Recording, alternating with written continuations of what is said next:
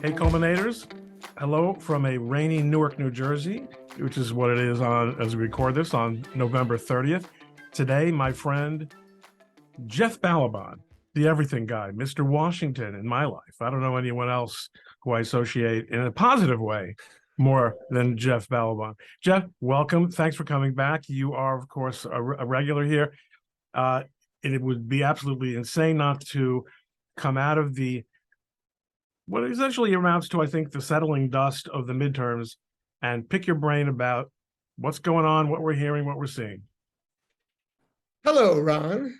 I'm glad to be back with ColemanNation. Settling Dusk. I mean, it still hasn't fully settled. There is just an article today that I thought was well done. I think it was the Washington Times, about how it looks like Ronna McDaniel at the RNC is a shoo-in. And the question is why? Why is she in the shoo-in when everyone was anticipating a huge red wave and there was barely a ripple? Why, as you and I should probably address, the only reason, literally the only reason that the House is not still in the hands of the Democrats is some quirky thing that happened in New York that relates to 4 House seats that Orthodox Jews put over the top, moving it from Democrat to Republican. Who would have thought? Who would have thought? We'll talk about that. And why that may be a very short-term outlier as opposed to a long-term indicator, and what could be done to change that. And also simultaneously and not unrelatedly, what's going on in Israel with their recent elections that happened the same week, and in which now they're trying to form a government there under tremendous pressure from America to try to, actually force them to put together a government that does not have the kind of mandate that the better government choices have. So there's a lot going on that we should definitely be talking about. So let's talk about the first thing. Let's do it in order. I don't know whether we'll remember the order, but as you said, midterms, some people did some things, some people didn't do some things. Yes. And yet, as you say, it looks like Ronna is, once again, exactly what you'd expect, actually. You would expect it unless you expected it. In other words, you wouldn't think if you were a man from Mars, you wouldn't think that she would be a shoo-in. But if you've been through this cycle before, you'd expect that nothing would change. So I don't often refer to myself in the third person, but sometimes Jeff does. And one of those is when it comes to Jeff's rules. And Jeff has a few rules, and here's one, okay? And that is individuals by and large, and by the way, rules have exceptions, but these are pretty good rules. Individuals by and large and systems almost inevitably will react to their incentives. So for example, people get very frustrated that why isn't the government solving this pressing problem? And the answer is because there's nobody at any level of government anywhere being incentivized to solve problems. That's not how government works, okay? Similarly, there's nowhere at any level of the fundraising organism that is the RNC that's actually being incentivized to win freaking elections. No one is. Campaign consultants, who are also the beneficiaries of billions of dollars in campaign contributions and funds, are also not actually incentivized to win or lose, right? They're incentivized to do other things. And so we have a system where the incentives are not aligned with actually achieving results that we're talking about. People would think, well, why aren't we getting more people elected? And the answer is because no one's incentive. You don't lose money if you lose an election. Why? Why? I mean, don't donors don't reward success over failure? No, by and large, donors. Okay, there's a few different classes of people who donate to political causes. Some people are passionate Americans who are frustrated by a situation or support something, and they're not involved day to day in policy, right? Because they're leading their lives, because they're supposed to lead their lives, and America's supposed to, be sort of very laissez-faire, light touch, right? So they're delegating instead of doing, right? And so the problem is that when you delegate, then it's no longer what's motivating you, it's what motivating the people to whom you're delegating. All right. And what's motivating them is make you feel good about your donation. So it depends on what you want. If you're a very rich guy and you really want to feel good because you've gotten a photo taken with the president, and you get a photo taken with the president, that costs you a lot of money, and you haven't really helped elect anybody. All right.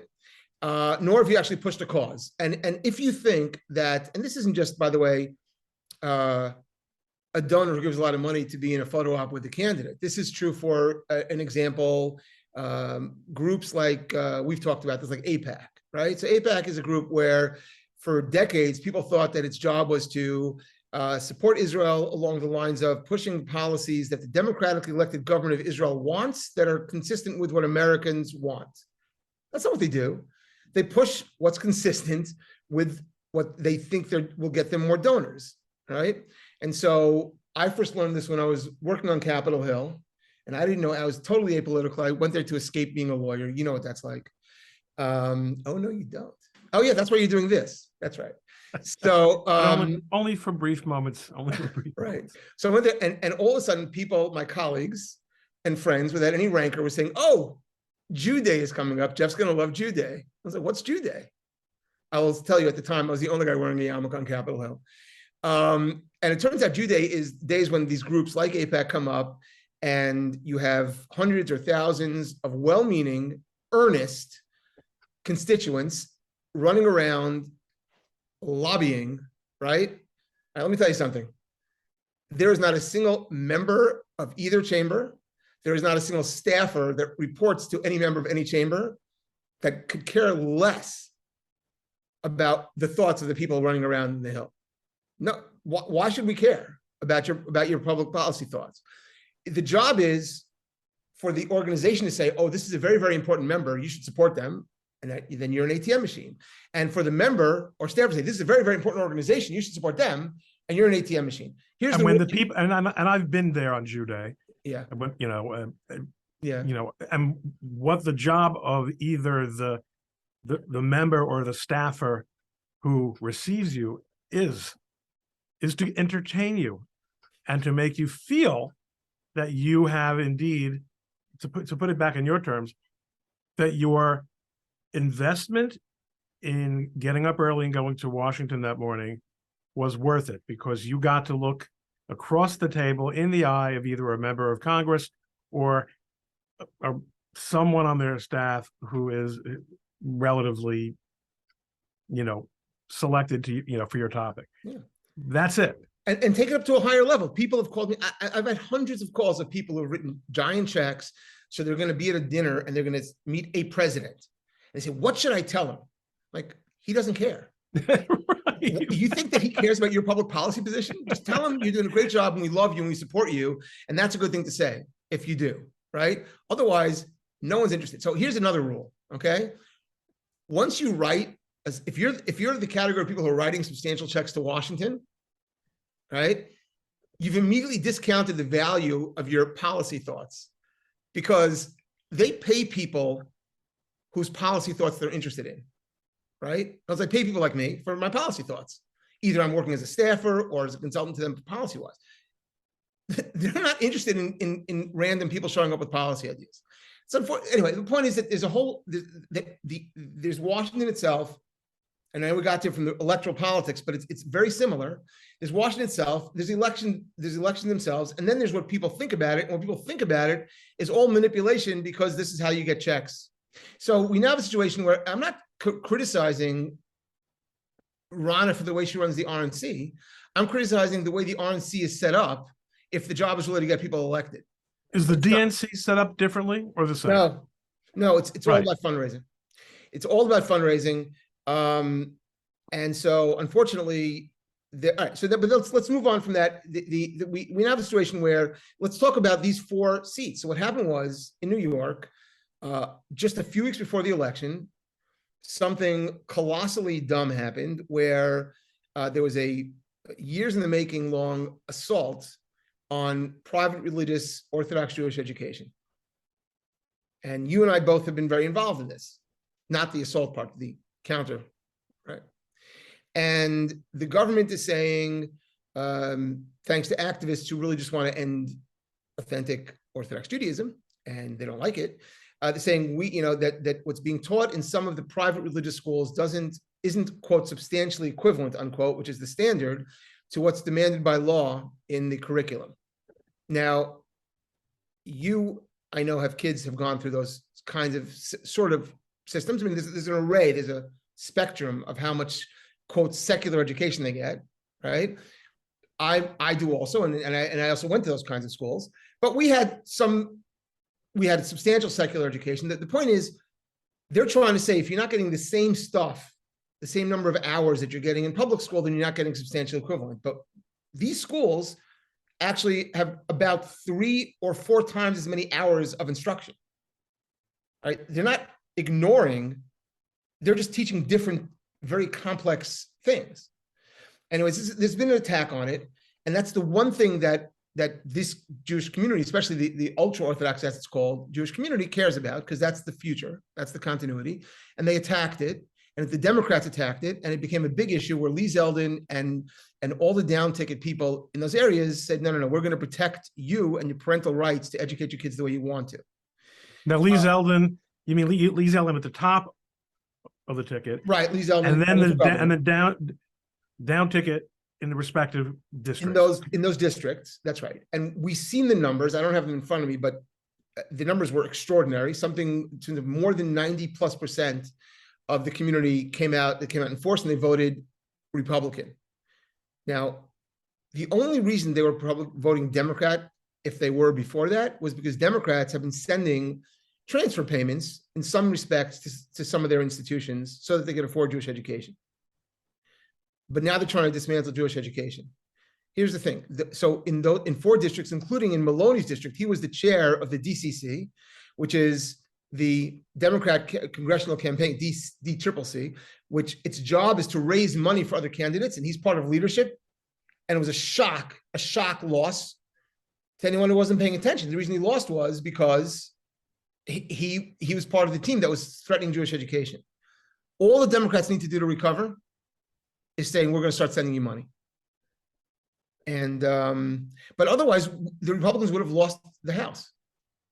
I mean, would have not gained the House. So there are a couple of things there, right? One is that, as you're pointing out, this should not be taken for an existential change in the political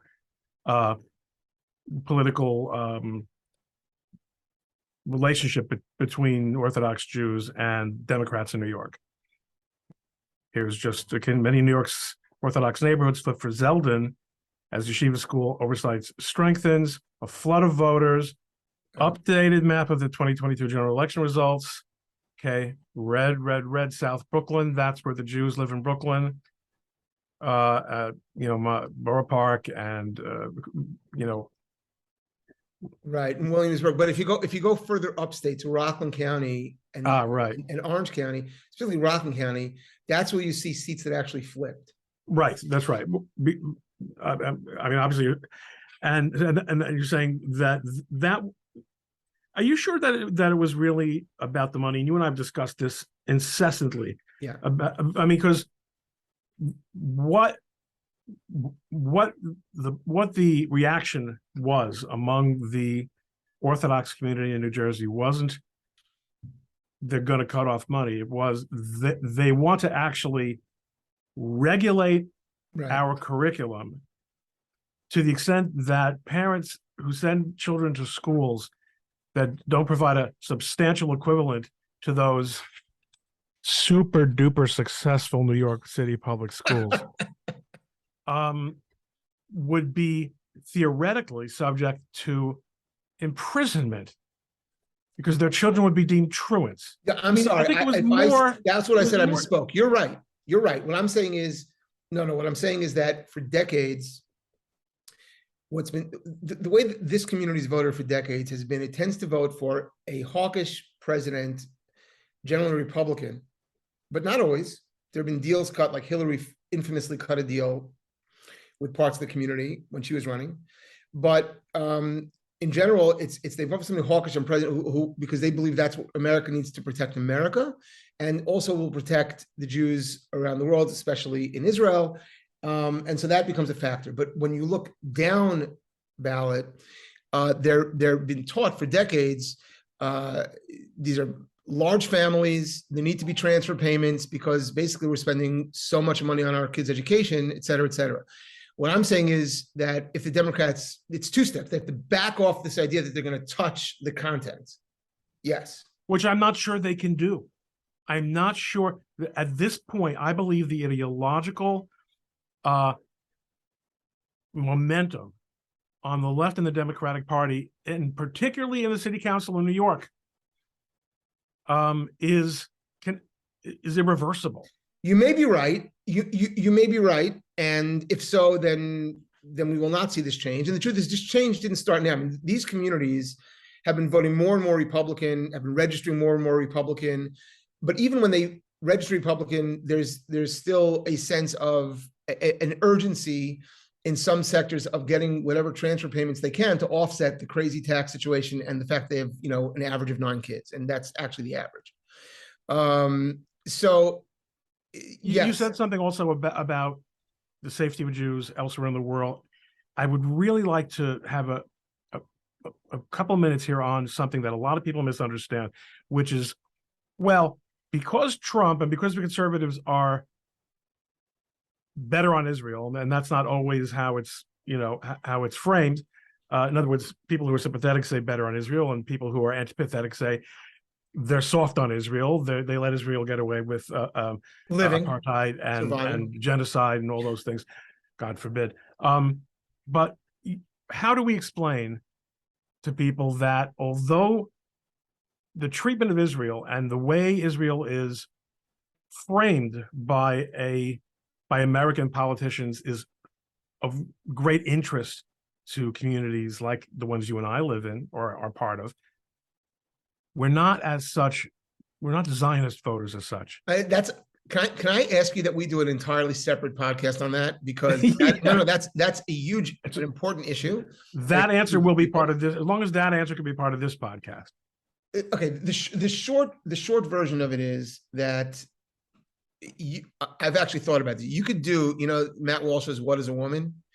You could do a "What is a Zionism" thing in Israel, and it's hysterical. I've been spending a lot of time there lately, and I don't see myself as a Zionist at all because, and many arch Zionists think I'm a super Zionist because everyone's got a different definition of what Zionism is, right? And to me, I always look at root issues and incentives.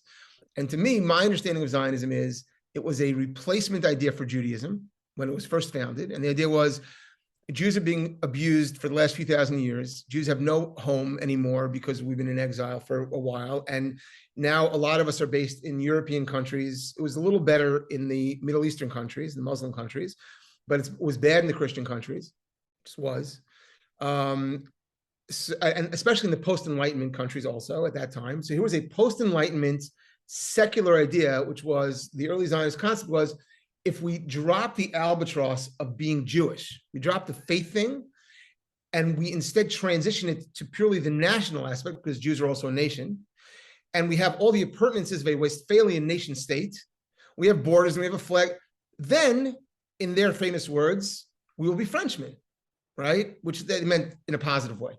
And if we have an army, they'll really respect us. Right, exactly.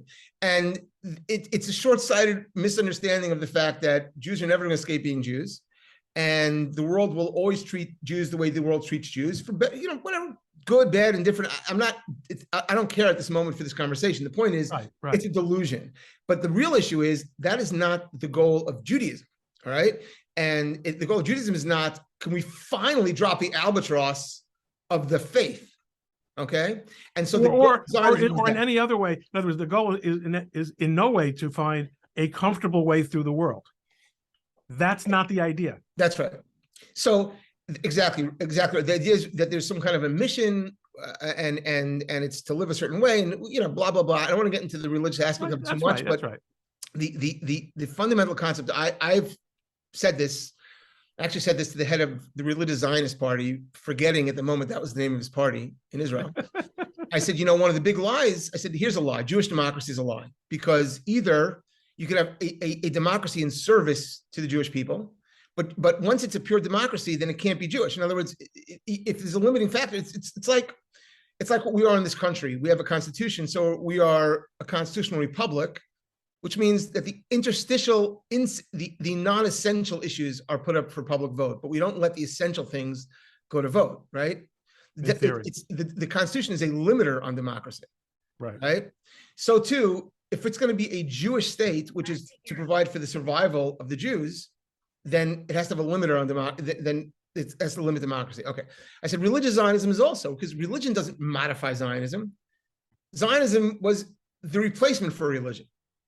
So it's, even though there is a concept called religious Zionism, it's misleading. And the point is that you can talk to, so people arguing about this in Israel, and in the end, they don't agree with each other what Zionism means. Okay, here's the fact.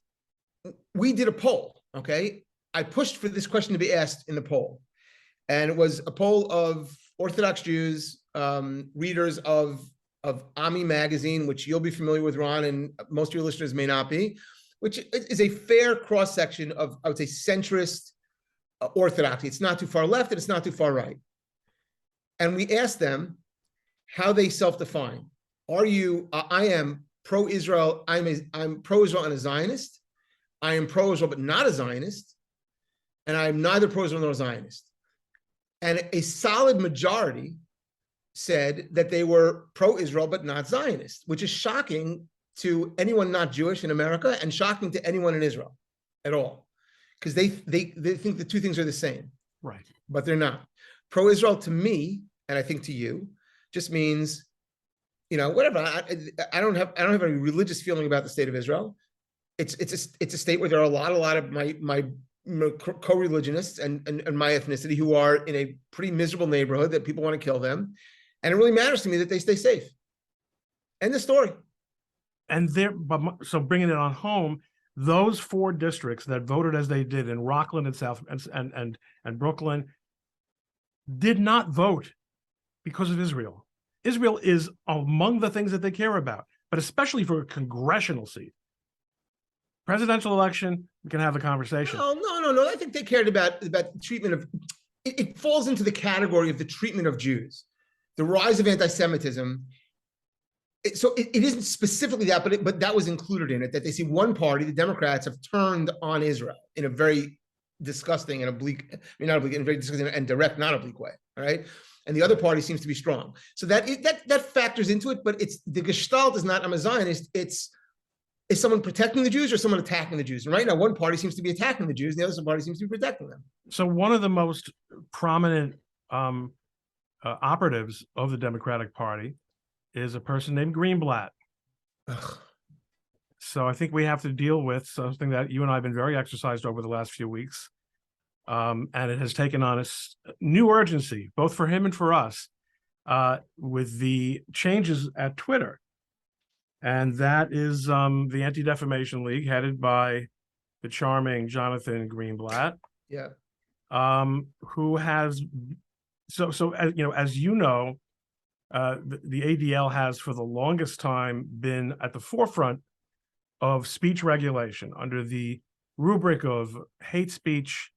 We all know that because Hitler published a book, then that's why there was a Holocaust. I mean, that right? I mean, I think those things one ineluctably follows from the other. No. To be fair, it's also because he was a white male, and we know that white males are inherently toxic and really don't deserve to exist. And P.S., the same guy, Greenblatt, remember, he has said many times that Jews are white, have white privilege. So we're caught up in the same thing. We're all part of that camp. So we have a problem, which is that groups, including the Anti-Defamation League, that claim to speak on behalf of American Jews, most definitely don't speak on behalf of our communities, no. which represent the absolute, statistically, empirically unquestionable future of the American Jewish, the world of American Jews, last names notwithstanding. Here we are now, and this guy is trashing Elon Musk big time. Yeah. I wish I could find, an excellent, the best example of his tweeting. Best example is the one Elon reacted to. Oh yeah. Where first of all, Elon fell into the trap of actually having a meeting with him and giving him credibility. Well, maybe so, but I think it ended up being a very, very wise move, because you can say I went, I tried, I offered, and well, because Elon, do you know which tweet I'm talking about? Where he I'm looking for it. Yeah. Well, basically, you're bringing this to the important topic for here, which is speech and et cetera. And look, so Elon Musk is doing something extraordinary. I'm not sure that we're all going to love everything that's on Twitter. I'm sure I'm not going to like a lot of it, but that's the point. The point is, it is returning to being a marketplace of ideas as opposed to a bulletin board for propaganda. Oh yeah, and there's no question that anti-Semitism is more over the top today, November 30th, than it was on September 30th or October 30th. No question about it. People are the creeps, the anonymous creeps with the cartoon, or the the Aryan, those guys are much braver than they were before. Yeah, can't deny that. Yep. No, there's no question about it. The question is, it's the bigger meta question of how all these social media organizations in Section 230. That's a meta question I'm sure you've dealt with many times.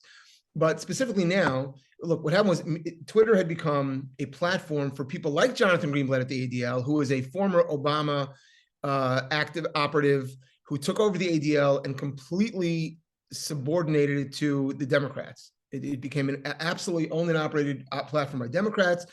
They've launched a number of they've taken over a number of organizations, and they've launched a number of organizations, all in the name of Jews. There's an Anne Frank organization that is also run by a Democrat operative who's officially said, well, yeah, we're really not about being pro-Jewish or fighting anti-Semitism anymore. They're not, okay? It's not really about Anne Frank anymore. It's about pushing the Democrats' agenda, which is to cover for and shill for a party which is mainstreaming and normalizing anti-Semites and anti-Semitism, as opposed to the Republican Party, which, listen, there are plenty of anti-Semites in the Republican Party. I don't like them, but at least the party has done a creditable job of trying to police it and call it out. And there are cases, only one party has done this, where people who are clear anti-Semites are running for election where they have disavowed them, even though they're running on their party line. Where the Republicans have at least 2 or 3 cases I'm aware of in writing said they're running as a Republican, do not support them, do not vote for them. Democrats, on the other hand, are making them the stars of their party. Exactly. Here it is. Yeah. Everybody can read it, but I have to read it. That's right. It's because he allowed Trump back on Twitter. Can you imagine? Right. Can you imagine the chutzpah of this guy? This guy. Stop defaming me. Right. 351,000 likes. I'm going to find mine. Oh, that was the Washington Post lie detector? Oh, my gosh. So, yeah. Look, they had an unbelievable power of one message and one message only. All right. Just today, there was one of the big Biden guys who's got over 1 million followers. I think he was one of the top fundraising guys for Biden. Put out a tweet, asking for a raise of hands to support me.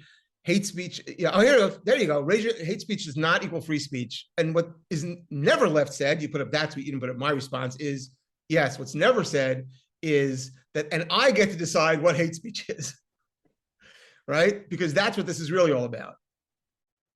Yeah. And, it's interesting to me that Greenblatt has been among the vanguard of this attack on Twitter, which I predict the Democrats will not be able politically to pull off. I think they would like nothing more than to sic the antitrust of it. Whatever it is not going to work. I agree. And this is one of the few third rails left in the American legal system. Second, anything along these lines gets in front of a judge, it's over. Yeah, unless they pack the court. Any federal judge. They might try. They still might try it. They will. They're gonna find that district where there's the most likely to get a judge that works for them, but someone's going to I'm saying pack the court, meaning pack the Supreme Court. Yeah. I missed you on that. If they manage to do that, then so I guess those 4 seats turn out to be pretty important. Those 4 seats are, they don't get to vote on. Well, do they get to? They don't get to In vote order on to change the size of the Supreme Court, I think you need that have to require legislation, and that's not just the Judiciary Committee approving the justices. Okay, yeah. I was thinking about the other. I was thinking about advising consent, which is the Senate. But you're right. Anyway, look, this is they've wanted to control the message, and it's so funny. There's this rush of journalists claiming that they're leaving, like CBS News. My former Oh employer man, said they were leaving, and how embarrassing! You know, every one of them that leaves sets up a dummy account, you know, an anonymous account. That's the best part. They can't afford. Well, those were set up a long time ago. I mean, right. Also true. That's also true. But even think about that, which is journalists in quotes saying the idea of a freer marketplace of idea is not one we're going to cover. It's one we're going to flee from. Right. Which tells you that for a few years there, they really had unbelievable power, an unbelievably powerful single voice platform. And clearly, I mean, you know, I have to admit, I don't think my house is the only one where people are talking about are they going to try to take out Elon Musk? He is such, I mean, look, having been a super duper billionaire, I'm sure that his security has been worked out for quite some time, but the man is an epical figure right now, and in terms of what he has alluded to, what he has said he's going to do, basically opening up the Stasi files at Twitter. It's such an existential threat to the system. It's amazing times. There was something else we wanted to talk about. Yeah, well, yeah, there was. I want to talk about how all of this, and this relates to what you're talking about, ADL, how all this relates to the Israeli elections. Yes, right. Which it's amazing to see how the left in Israel has simply lifted the playbook from the Democrats. Yeah. There's nothing at this point. There's nothing they won't say about Benjamin Netanyahu. Not fascist. Yeah. What is it? Do they use the fascist, language? Homophobe, racist, capo, the whole thing. The whole thing. Yeah, it's cute. It's cute. They're trying, you know. No, and it turns out religious voters had a little bit of an influence on that outcome as well in Israel. That's correct. But here's the thing: what's happening is there was and I actually, as I told you, as you know, I've been spending about half my time there lately, until recently. In fact, I'm heading back, God willing, next week, and we could do a podcast live from Jerusalem or something. Yeah. If you want. Oh yeah. So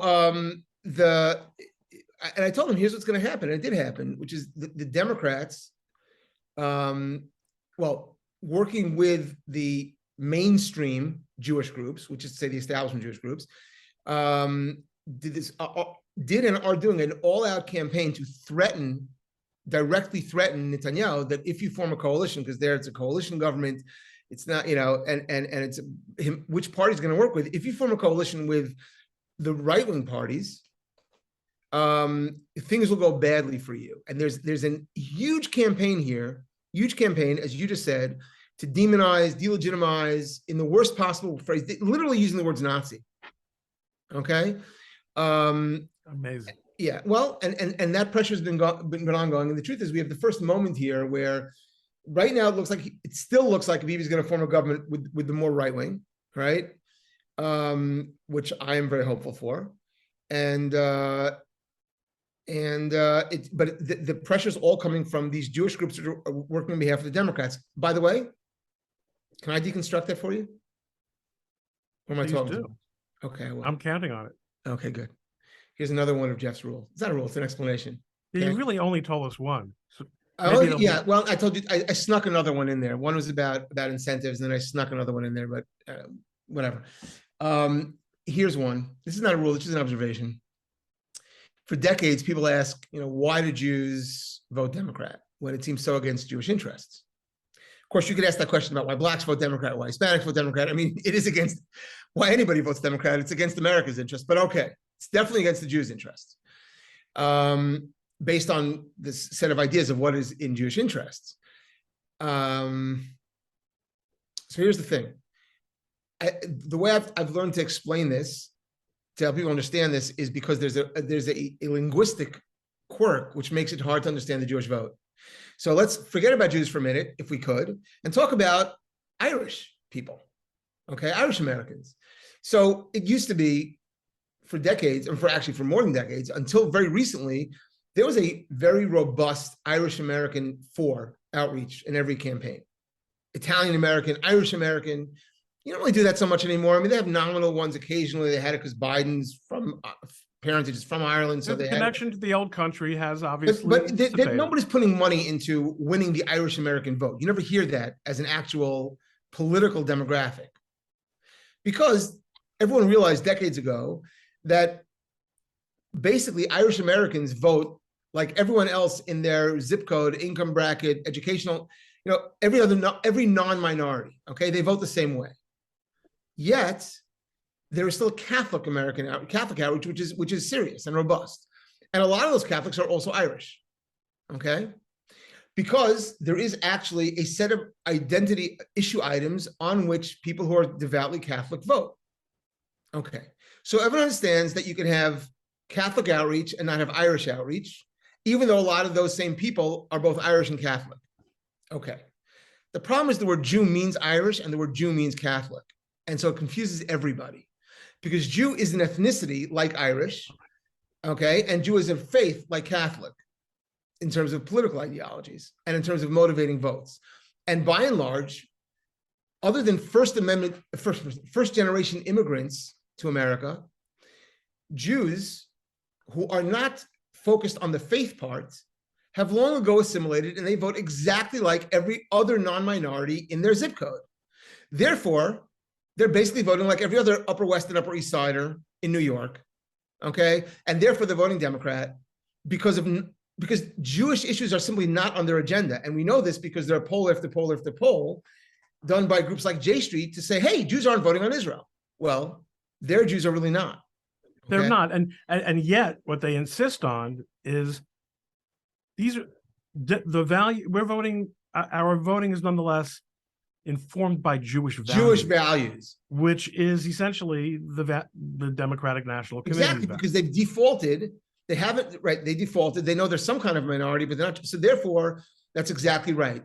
And that is exactly consistent with what I'm about to say, Ron, which is, so when you look at the Conference of Presidents and the vast majority of their organizations, and you certainly look at groups like the Anti-Defamation League, the demographic that supports that group ceased voting on Jewish issues, ceased caring about Jewish issues, and instead it supplanted them with the issues that concern them, which is to say, the issues that concern every non-minority in the Upper East Side, okay? Which is to say, they are, in fact, the water carriers for the Democrats, and when they say Jewish values, they mean Democrats. There's another phrase they use, Tikkun Olam, which again means anything the Democrats stand for.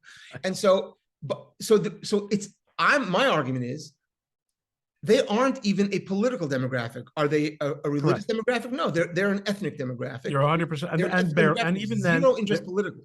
Barely, they're not even an ethnic demographic. It's a cultural footnote. Right. Really. And by the way, you see it because if you put up the chart, will your grandchildren be Jewish? If you want to find that chart and show the world. Yeah, well, I'm sure I tweeted it. A week doesn't go by where I don't tweet it. Right, I use that all the time to explain that they are on the fast track to try to assimilate away. Okay, and the other demographic, which is the faith demographic, and that's the Irish Jew, the Catholic Jew, as it were, that's a legitimate voting demographic, a growing one, a dynamic one, and a nonpartisan one that will vote based on their issues, and one that delivered the House to the Republicans in this last election. And that's what's so important here. These 4 seats were specifically because of an issue that this political demographic voted on. Right. So if you look to the left, the left 2 columns represents probably 80% of who populates the Conference of Presidents of major American Jewish organizations. Right. And what it says, if you start with 100 Jews, based on self-definition, not in whatever the religious definition is, just someone, are you Jewish? Yes. How many of what is their replacement rate? In the 4th generation, how many Jewish descendants do they have? And the answer is By now they're down to none, or because I mean, people who are in leadership now, they have who are our age, have married children. Right. I mean, I don't want to get too too much on the inside baseball here with that, but no, but that's the very difficult to hear. It's actually painful to hear a joke that people make about the difference between the Conference of Presidents and Donald Trump, is that he's got Jewish grandchildren. It's brutal. It's brutal. It's hard to hear, but that's because that's the truth, that they don't, by and large. And you and I do. Thank God. And you know why? Because of Jewish education. And that's why we will struggle. That's why that is what turned those seats. And it is. And now back to Israel, which is what because you were explaining what happened. They are right. The other side, the ones who are savaging any concept of Jewish continuity, and that it shows their policies are absolutely anti-Jewish continuity. I mean, they've actually written articles about how the idea that Jews should marry within the faith is terrible and toxic and evil, which, that's a new concept in the 4,000 plus year annals of Jewish history. Okay. Because they have to just self-justify, but that's what motivates them. And so, yes, they are fighting against the Jewishness of the state of Israel. And the fact is, Israel, and I've been spending more time there lately, it's the first time, Ron, in Jewish history, certainly in 2,000 years, but because Judaism as a religion developed subsequent to that, as opposed to the temple-based biblical faith, right? The Judaism as the religion we know today, it's the first time that we now have the third generation, means Jews who they and their parents have never known anything other than what it's like to live in a country that's majority Jews. And so culturally, what you're seeing is what people self-define as secular Jews in Israel. They light candles for Shabbat. They fast on Yom Kippur. They care about Jewish education. They pray. And so-called religious, for example, Reform Jews, not Jews, but the leadership, the rabbis in America, they do none of the above. Right. They just push vote Democrat and abort babies and make sure that your rabbi is transgender. In other words, you're saying American Jewish leaders have been left way behind by all but the leading edge of a-religious or anti-religious Israelis. Non-religious Israelis are still more culturally and even theologically Jewish than the vast majority of American Jews. The most popular musicians in Israel now, it's really interesting. My brother and sister-in-law took us out to a concert a couple of weeks ago. There's a guy named Hanan Ben Ari, and he played a concert in Brooklyn. It's the first concert in New York. He is a religious Jew. He wears a yarmulke, right? And he is one of the superstars of Israeli music. Everyone knows his music, and his songs are like prayers. And his songs are, and they're usually popular in Israel in the secular world. And I'm at this concert in Brooklyn. I was the only guy in my row, right, who didn't have long side locks, okay? And they all knew the words, right? Meaning the ultra-Orthodox here, non-Zionists, by the way, right, are singing his songs, and the secular there are singing his songs, because there's a cultural sense of Jewishness that rises above this all, that the American Jewish leadership, it's not just they don't understand it, they're hostile to it. And so they also were leading the charge. And the leader of the Reform movement was one of the people leading the charge against Jewish education in New York. So, and they're trying to savage Israel. And what I'm trying to tell Israel is, I know you guys care a lot about the American Jewish community. If you want, but don't worry about it. They have no political power. The only ones who do are the ones who just changed the election. And they could use your help because their children and grandchildren have completely lost the plot. They were never taught the plot. On that note, I don't know why that's a note of anything, but I think it's a good place for us to call it an episode. Fantastic talking to you. You're bringing together observations, and especially now that you have this jet set Israel American lifestyle, and you're really seeing these things, in person. And of course, you have children who live in Israel. No.